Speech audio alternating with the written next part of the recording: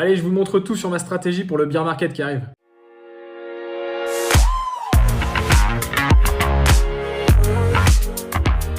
Salut l'équipe, j'espère que vous êtes en pleine forme malgré ce début de bear market qui s'offre à nous. On a eu la chute assez brutale sur ce début du mois de mai 2022. Maintenant, on va probablement rentrer dans un début de bear market et puis ce bear market va probablement durer plusieurs mois. Et donc l'idée, c'est de se dire, ok, quelle est ma stratégie? Quelle est mes choix pour optimiser cette période très particulière où on peut faire de l'argent en crypto-monnaie? Ça, c'est pas un problème. Par contre, il faut simplement avoir les bons choix et les bonnes orientations.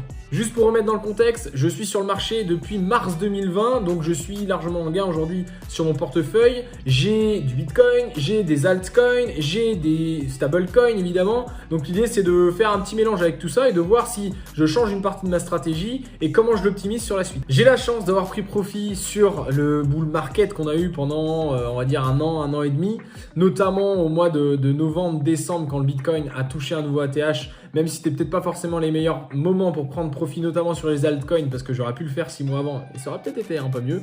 Bref, là, j'ai à peu près 40-45% d'altcoins dans mon portefeuille. Faut savoir que ce que j'ai retiré, je l'ai retiré complètement. C'était plus en crypto-monnaie au niveau de mes profits.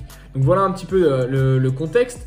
Mes altcoins, aujourd'hui, qu'est-ce que je vais faire? Je sais que certaines altcoins vont mourir. Les projets vont être complètement dévissés. Ça commence déjà à tomber un petit peu. Donc bref, l'objectif, ça va être quoi? Ça va être de les mettre en stacking et de trouver les meilleurs rendements en stacking sur les différentes plateformes sur lesquelles je suis. J'ai une chance, c'est que sur Binance, aujourd'hui, il y a quand même beaucoup de stacking et notamment beaucoup de crypto que j'ai déjà. Je vous prends l'exemple très simple avec Polkadot notamment, qui est au-delà de 20%. Donc je vais vous en emmener directement sur l'ordinateur et je vais vous montrer un petit peu les méthodes pour stacker vos crypto-monnaies sur les altcoins. On se retrouve sur le PC directement sur Binance, tout simplement, sur la catégorie Binance Earn. Vous allez dans Canier des cryptos ici, vous avez Binance Earn, vous avez stacking, vous avez épargne aussi. De toute façon, ça vous amène à la même page ici même. Et donc ici, en fait, vous allez avoir du stacking qui va être verrouillé.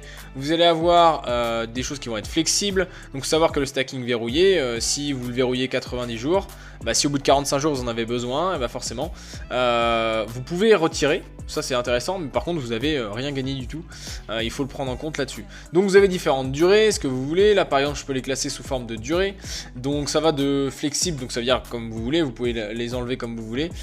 Jusqu'à 120 jours, 90 jours, 30 jours, 15 jours, enfin bref, il y a de quoi faire.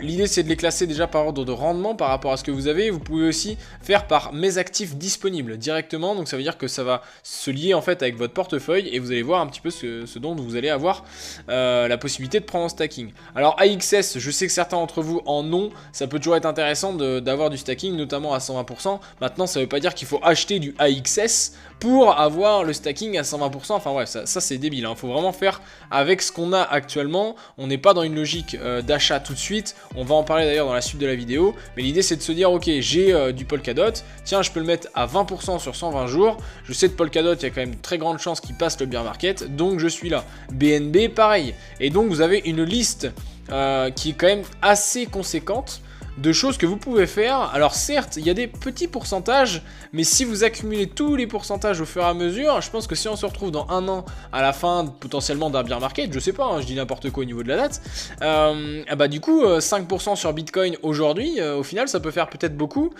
sur les prochains mois. Donc il faut vraiment penser à tout ça. Il n'y a pas de petits rendements, allez checker vraiment tout ce que vous pouvez. Donc allez checker aussi là-dessus sur la notion de stacking, vraiment sur déjà qu'est-ce que c'est, et évitez, je vous le dis, évitez sur les notions de DeFi aujourd'hui. Alors peut-être que dans 2-3 mois ça peut être intéressant, mais la DeFi reste quand même une exposition au risque assez élevée. On a pu le voir avec le protocole, encore avec l'UST notamment. Bref, beaucoup de personnes ont perdu de l'argent. Je ne vais pas revenir sur cet événement. Sur la partie liquidité, ordre d'achat, est-ce qu'il faut acheter tout de suite? Là, mon objectif, ça va être de positionner des ordres d'achat sur des projets avec des fondamentaux forts, ok. Par contre, ça va être de positionner des ordres d'achat qui vont être assez bas. Pourquoi? Dans le but où le marché descende, en fait, l'idée c'est de rattraper. Et aujourd'hui, là, pour moi, on n'a pas encore des signaux clairs que le marché va être haussier sur le long terme. Il va falloir prendre le temps, compter les morts et les survivants, un petit peu cette idée-là, et de se dire, ok d'accord, à partir de ce moment-là, je vais pouvoir commencer à buy market, c'est-à-dire à acheter tout de suite. En attendant, moi, ça va être des ordres d'achat, donc dans ce qu'on appelle des safe entry, on va dire ça un petit peu comme ça, ou par exemple, je sais pas, moi je veux acheter de l'Ether, je vais mettre un ordre d'achat à 1000$ sur Ether. Peut-être que là, vous êtes en train de vous dire, mais il est complètement taré, 1000$, c'est impossible. On ne sait pas ce qui peut arriver. Et un bear market, ça peut durer 1 an et demi, 2 ans, donc c'est complètement possible que ça redescende à ces niveaux-là. Bien évidemment, si ça redescend à ces niveaux-là, voilà, je pense que beaucoup auront acheté aussi. Ça fait partie du jeu. Donc voilà, ça c'est cette stratégie sur les ordres d'achat. Sur la partie NFT et Play to Earn, évidemment, je continue Stephen puisque je suis complètement rentabilisé sur mon investissement de départ. Donc je continue à gagner un petit peu d'argent tous les jours. Donc là, grossièrement, le GST est autour de 3$. Donc ça fait à peu près une quarantaine de dollars par jour qui peut me permettre de réinjecter sur des prochains projets, qu'on soit bien d'accord. Mon Bitcoin, aujourd'hui, pour information, je ne l'ai pas dit juste avant, mais mon Bitcoin, je n'y touche pas. Je n'y touche pas absolument. Il va être sur ma clé Ledger, au chaud, tranquillement, voilà. Et comme ça, je ne vais pas y toucher. Ethereum, pareil. Mon Ether, ça va être dessus, pareil. Et puis, sur la partie NFT, je pense qu'il va y avoir des choses à faire.